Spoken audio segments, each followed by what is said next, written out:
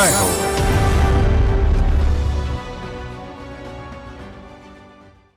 నమస్కారం. సామాన్యుల అసమాన విజయగీతిగా ఈటీవీ జయహోకు స్వాగతం. తాగే నీరు, తినే ఆహారం, పీల్చే గాలి అన్నింటా మన కంటికి కనపడని ప్లాస్టిక్ సూక్ష్మ కణాలున్నాయి.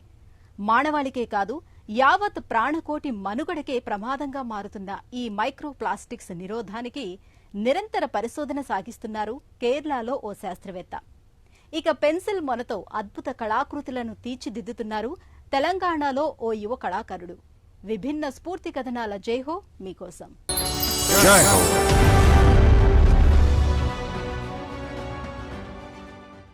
కేరళ రాష్ట్రం ఎర్నాకులం జిల్లాలో ప్రసిద్ధ పట్టణం ఆలువ. ఇక్కడి క్రిస్టియన్ కళాశాలలో ఆమె మైక్రోబయాలజీ ప్రొఫెసర్. తన పూర్తి పేరు ఫెమి అన్నా థామస్. సాహసాలను ప్రేమించే ఫెమి 44వ భారత అంటార్టికా వైజ్ఞానిక యాత్రా బృంద సభ్యురాలిగా ఎంపికై అక్కడికి వెళ్లి వచ్చారు. ఆ మంచుఖండంలో ప్లాస్టిక్ రేణువుల కాలుష్యాన్ని తగ్గించే సూక్ష్మజీవుల ఉనికిని శోధించారు.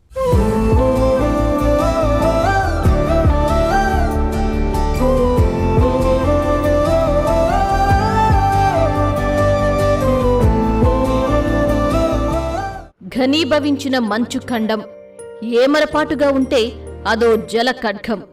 అడుగడుగునా ప్రమాదాలు పొంచిన అంటార్కిటికా, కాళ్ల కింద కుంగిపోయే మంచు, జారి పడేంత నునుపైన హిమ ఫలకాలు, తరచూ తుఫానులు, వెర్రిగాలు. నేను ఈ పర్యాయం భారత 44వ వైజ్ఞానిక యాత్రా బృంద సభ్యురాలుగా అంటార్కిటికా వెళ్లాను. మేము 24 మంది సభ్యులతో 2024 డిసెంబర్లో బయలుదేరి వెళ్లి 4 నెలలు అక్కడే గడిపి ఈ ఏడాది ఏప్రిల్లోనే తిరిగి వచ్చాం. నేను ప్రధానంగా మైక్రోబయాలజిస్ట్ అంటే సూక్ష్మజీవ శాస్త్రవేత్తను. ధ్రువ ప్రాంతాలపై పీహెచ్డీ చేశాను. ముఖ్యంగా హిమనదులు, సముద్రాల్లో బ్యాక్టీరియా వైవిధ్యం, లోహాలతో వాటి సంబంధాలపై పరిశోధించాను. అన్నట్లు అంతకుముందు నేను 2017, 2018లో 2 పర్యాయాలు ధ్రువ ప్రాంతాలను సందర్శించాను. డాక్టర్ ఫెమి థామస్ లక్ష్యం అంటార్కిటికాలో మైక్రోప్లాస్టిక్స్, వాటి మీద పెరిగే ప్లాస్టిక్ పర్యావరణ సూక్ష్మజీవులు అంటే ప్లాస్టిస్పియర్ సూక్ష్మజీవులను అధ్యయనం చేయడం. ఈ సూక్ష్మజీవులతో ప్లాస్టిక్ ను కరిగించి లేదా ప్రభావం తగ్గించి ప్రకృతి సమతుల్యతను తిరిగి తీసుకురావచ్చని ఫెమి థామస్ విశ్వాసం. అంతకుముందు ఆర్కిటిక్ లో మంచు తీవ్రతల్లో కొత్త బ్యాక్టీరియాలను కనుగొన్న అనుభవం తనకి ఉంది.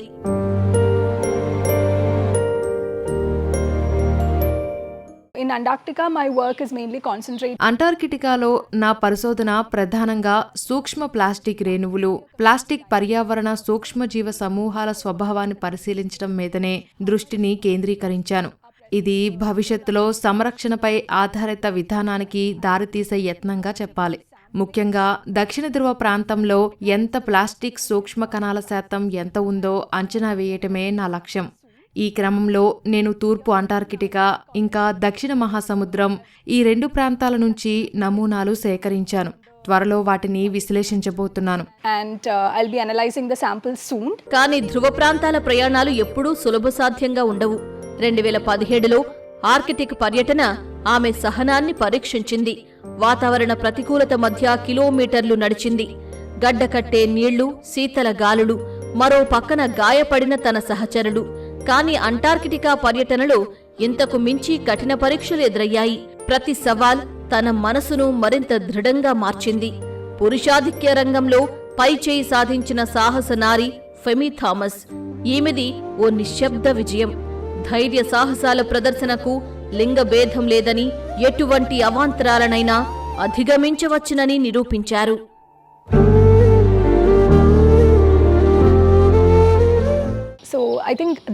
ఈ సవాళ్లు నా తదుపరి పరిశోధనకు మరింత ఉత్సాహం, ప్రేరణ ఇచ్చాయనిపిస్తోంది. కానీ ఎన్నోసార్లు చాలా కష్టంగా ఉండేది. మహిళగా ధ్రువ ప్రాంత పరిశోధనకు రావటం నాకు మొదటిసారి. ఇదో కొత్త అనుభవం. కొంచెం కఠినంగానూ అనిపించింది.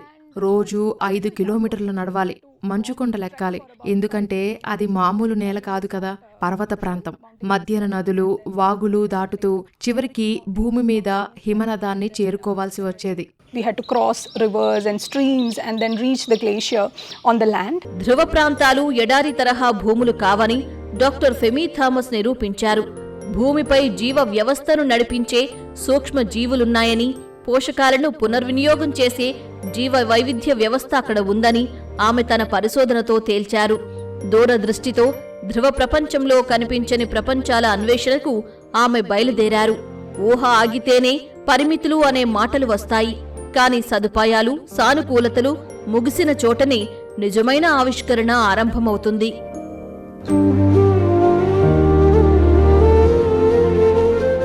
So basically when we think about the polar regions, we ధ్రువ ప్రాంతాలంటే అవి గడ్డకట్టినట్లుగా చల్లగా ఉంటాయని, మంచుతో కప్పి ఉంటాయని అనుకుంటాం. అసలక్కడ లేదా జీవం లేదా జీవులుండే ఆస్కారమే లేదని భావిస్తాం. కానీ అది నిజం కాదు.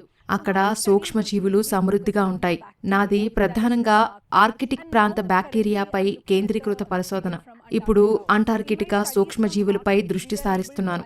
నా ఆర్కిటిక్ పరిశోధనల్లో మేము హిమానీ నదాలు, వాగులు, అవక్షేపాల నమూనాల నుంచి బ్యాక్టీరియాను వేరు చేయటం, వృద్ధి చేయటం చేశాం. glaciers, streams, sediment samples. Doctor Femi జయం వ్యక్తిగత విజయాలను మించిన విజయం.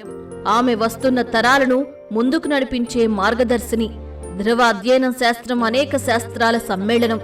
భౌతిక, రసాయన, జీవ, గణిత శాస్త్రాల సంబంధితం. అందుకే యువతరం ఒకటి ఇవన్నీ అర్థం చేసుకుని పోలార్ సైన్స్ రంగానికి రావాలి. మన దేశంలో ఉన్న national centre for polar and ocean research సంస్థల సహకారంతో సవాళ్లను స్వీకరించాలని చెబుతూ ఉంటారు doctor Femi Thomas.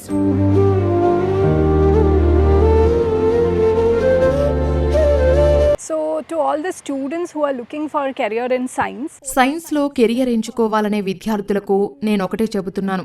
Polar science మన దేశ పరిశోధనలో ప్రత్యేకంగా చూస్తే కొత్తదే. అయితే ఇదో విస్తృతమైన రంగమని, అవకాశాలు పుష్కలమని గ్రహించాలి. ఎందుకంటే జీవ, భౌతిక, రసాయన, వాతావరణ శాస్త్రాలు నేర్చుకునే ప్రతి ఒక్కరికి ధ్రువపు ప్రాంతాల్లో పనిచేసే అవకాశం ఉంటుంది. ఇంతకంటే ముందుగా మనం ఆర్కిటిక్, అంటార్కిటికా జీవశాస్త్రాన్ని, సముద్ర రసాయన శాస్త్రాన్ని, సంబంధిత పర్యావరణ వ్యవస్థలను అర్థం చేసుకోవాల్సి ఉంటుంది. what is the chemistry of the oceans and the associated systems. Doctor Femi Aluva పట్టణ క్రిస్టియన్ కళాశాలలోని భవిష్యత్తు పరిశోధన కొనసాగించాలని భావిస్తున్నారు. అలాగే పీహెచ్డీ స్కాలర్లు, యువ ఇంటర్నలకు మార్గనిర్దేశం చేయాలనుకుంటున్నారు. ధ్రువ ప్రాంత సూక్ష్మజీవులను, మడ అడవులను కలిగిన ఉష్ణమండల జీవ వ్యవస్థల శోధనతో ఈ భూమినంతా ఒకటే అనుబంధిత వ్యవస్థగా చూడాలని ఫెమి అభిలాష. ఆమె పరిశోధన కేవలం విజ్ఞాన శాస్త్రానికే పరిమితం కాలేదు. ఇందులో మనిషి, ప్రకృతి మధ్య అవిభాజ్య అనుబంధాన్ని సంరక్షించాలనే సందేశం ఉంది.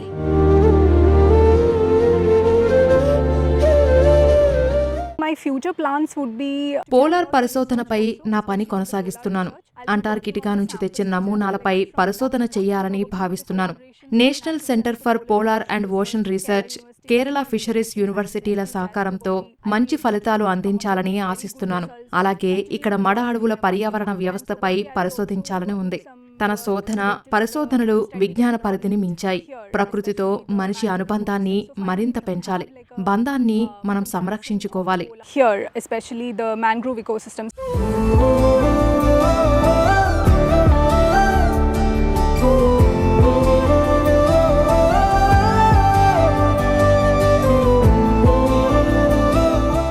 అతడి కళ సూక్ష్మమే, కానీ ఎదగాలన్న కళ మాత్రం పెద్దది. పెన్సిల్ కొన మీద మన దేశ పటానికి ఆకృతినిచ్చి జాతీయ స్థాయి గుర్తింపు పొందిన ఈ నవయువకుడు బాసం నిఖిల్ కుమార్. ఈయన స్వస్థలం తెలంగాణ రాష్ట్రం జగిత్యాల పట్టణం. ప్రస్తుతం చలనచిత్ర సంబంధిత విభాగంలో శిక్షణ పొందుతున్న నిఖిల్ సూక్ష్మ కళలో తనను తాను ఇంకా మెరుగుపరుచుకుంటున్నారు. కళల మీద జనచేతన తేవటం ధ్యేయమని చెబుతున్నారు.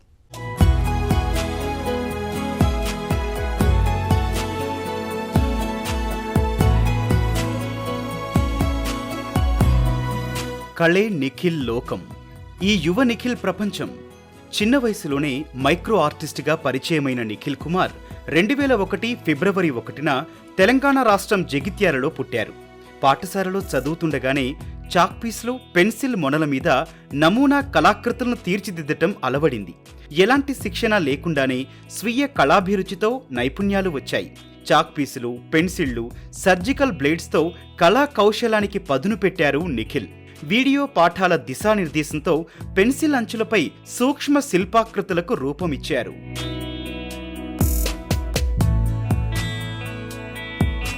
నా పేరు వచ్చేసి నిఖిల్ కుమార్ వాసం. మా డాడీ పేరు నారాయణ, మమ్మీ పేరు జలజ. మాది ప్రాపర్ వచ్చేసి జగిత్యాల్. నేను చదువుకునేది అప్ టు ఇంటర్ వరకు చేశాను. ఆఫ్టర్ తర్వాత నేను నాకు ఆర్ట్స్ మీద ఇంట్రెస్ట్ తో నేను కోర్స్ నేర్చుకున్నాను, మల్టీమీడియా నేర్చుకున్నాను. నాకంటూ ఏదన్నా ప్రూవ్ చేసుకోవాలి, ఏదన్నా యూనిక్ గా ట్రై చేద్దాం అన్నప్పుడు పెన్సిల్ మీద ఏం చేద్దాం ఒక థాట్ వచ్చింది. సో అప్పుడు నార్మల్ హెచ్పి పెన్సిల్ మీద ట్రై చేస్తున్నా. అప్పుడు ట్రై చేసినప్పుడు ఫస్ట్ అటెంప్ట్ లో ఇరిగిపోయింది. నేను సర్జికల్ బ్లేడ్ యూజ్ చేస్తాను దీనికి. అప్పుడు నేను ఇలా కాదని ఒక యూట్యూబ్ లో 1-2 వీడియోస్ చూసాను ఎలా చేస్తారు అని. తర్వాత నేను మళ్ళీ ఫ్రెష్ గా స్టార్ట్ చేసా. It's workout. అప్పుడు నేను సక్సెస్ అయ్యాను దాంట్లో. పెళుసైన పెన్సిల్ అంచు మీద నిఖిల్ కుమార్ చెక్కింది కేవలం కళాకృతి మాత్రమే కాదు, అది తన కలలకు ఆకృతి, తన జీవన పయనానికి రేఖాదర్శిని.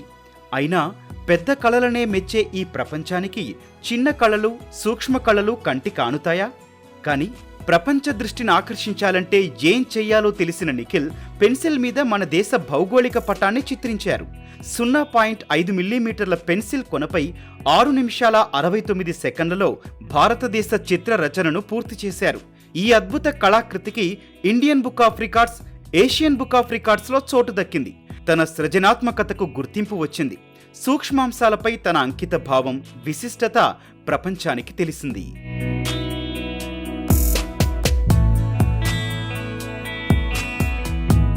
మోడల్స్ తీసుకొచ్చాను బర్త్డేకి. లైక్ బాటిల్స్ మెసేజ్ లో కానీ, ఫ్రేమ్స్ లో కానీ, వాళ్ళ నేమ్స్ కానీ, వాళ్ళ స్కల్ప్చర్స్ కానీ చేస్తుంటుండే. వాళ్ళ షాప్స్ లోగోస్ అవి చేపించుకుంటుండే. అప్పుడు జైతేలో కొంచెం రెస్పాన్స్ బాగా వచ్చింది. ఇంకా ఏదైనా చేయాలి అన్న ఉద్దేశంలో అప్పుడు నేను సర్చ్ చేస్తుంటుండే. దీనికి కూడా అవార్డ్స్ వస్తాయి, అవార్డ్స్ ఎందుకు ట్రై చేయకూడదు మనం. ఫస్ట్ అటెంప్ట్ లో నేను 1 mm చేశాను, అది వాళ్ళు ఒప్పుకోలేరు. ఓన్లీ సర్జికల్ బ్లేడ్ తో నేను 0.5 mm మన ఇండియన్ మ్యాప్ ఉంది, సో అది పెన్సిల్ లిడ్ నే చేశాను. అప్పుడు దానికి నాకు ఇండియన్ బుక్ ఆఫ్ రికార్డ్ లో నేను ప్లేస్ అయ్యాను. వాళ్ళు ఇండియన్ బుక్ ఆఫ్ రికార్డ్ కూడా ఇచ్చారు. నిఖిల్ కు జగిత్యాల కేవలం పుట్టిన గెడ్డ మాత్రమే కాదు, నేటి ఈ ప్రశాంత పట్టణమే అతడికి సహనం నేర్పింది, ఊహలకు రెక్కలు తొడిగింది. పెన్సిల్ మొన మీద కళాకృతులు తీర్చిదిద్దే నైపుణ్యాన్ని నిలబెట్టుకున్నాడు. తనకి వెండి తెర మీద వెలుగులు చిమ్మే పెద్ద కళ కూడా ఉంది. అసాధ్యాన్ని సుసాధ్యం చేసే VFX లో శిక్షణ పొందారు. తండ్రి విదేశాల్లో దర్జీ పని చేస్తున్నారు. అమ్మ ఇంటిని నిర్వహిస్తుంటే అన్న, చెల్లి నిఖిల్ను ప్రేమతో ప్రోత్సహిస్తున్నారు. ఈ ప్రోత్సాహమే నిఖిల్ కళాభిరుచికి, కెరియర్కు చక్కని పునాది వేసింది.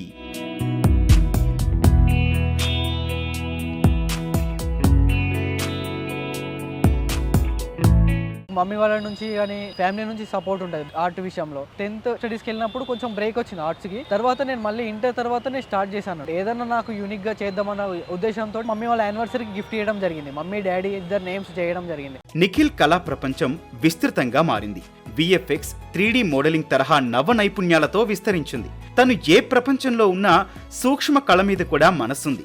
తొలుత పెన్సిల్ మొన తన మాట వినలేదు. పదే పదే విరుగుతున్నా పట్టు వదల్లేదు. అవేవి తన కళాదృష్టిని, సృష్టిని ఆపలేదు. సూర్యకాంతిలో సాదాసీదా పరికరాలతో నిఖిల్ తన కళాత్మక పయనాన్ని కొనసాగించారు.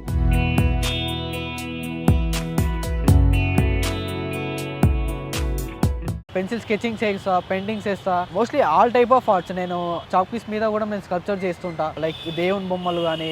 మోస్ట్లీ పెన్సిల్ మైక్రో ఆర్ట్ నాకు యూనిక్, అంటే అది నేను ఎక్కువ పర్ఫెక్ట్, సో దాంట్లో అది ఎక్కువ చేయగలుగుతాను. ఆల్మోస్ట్ అన్నిట్లో నాకు కొంచెం అనుభవం ఉంది. ఇప్పుడు ప్రస్తుతానికి నేను VFX ఆర్టిస్ట్ గా వర్క్ చేస్తున్నా మూవీస్ లో. నిఖిల్ కుమార్ కళా జీవన పయనం విశిష్టం. సృజనాత్మకతతో సూక్ష్మ కళలో రాణిస్తున్నారు. పెన్సిల్ కొనలో అయితేనేం అదే తనకు అవధుల్లేని ఆనందం. ఆ కళకు పరిమితులు లేవు. స్థిరత్వం, కళా సృజనతో ముందుకు సాగుతున్నారు. పెద్ద కళాకారుడు కావాలనుకున్నారు. ఇది చిన్న కళ అయితే కాదు, కానీ కళ ఎంత చిన్నదైనా అది కళకు సంబంధించిందైతే అపార ప్రభావం చూపటం నిజమని నిఖిల్ నిరూపిస్తున్నారు. నా థాట్ ఏంటంటే అందరికీ తెలియాలి, ఒక అవేర్నెస్ రావాలి. ఆర్ట్ అంటే ఏంటిది, మైక్రో ఆర్ట్ అంటే ఏంటిది, స్కెచింగ్ అంటే ఏంటిది. దానికోసం నేను కొన్ని ప్లాన్స్ ఉన్నాయి, లైక్ ఆర్ట్ ఎగ్జిబిషన్స్ కానీ, గిఫ్ట్స్ ఇవ్వడం కానీ. సో అలా కొంచెం అందరికీ తెలిసే విధంగా నా ప్రయత్నం నేను చేస్తున్నాను. మైక్రో ఆర్ట్ అనగానే గుర్తు రావాలి జనాలకి. ఒక ఎన్వైరన్మెంట్ క్రియేట్ చేద్దామని నా ఫ్యూచర్ ప్లాన్.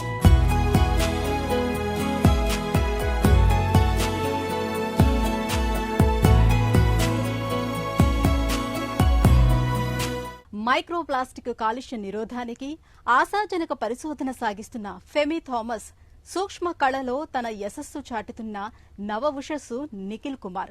ఇద్దరూ వేర్వేరు రంగాల స్ఫూర్తిదాతలు. మరిన్ని కథనాలతో వచ్చే వారం జైహోలో మళ్లీ కలుద్దాం. నమస్కారం.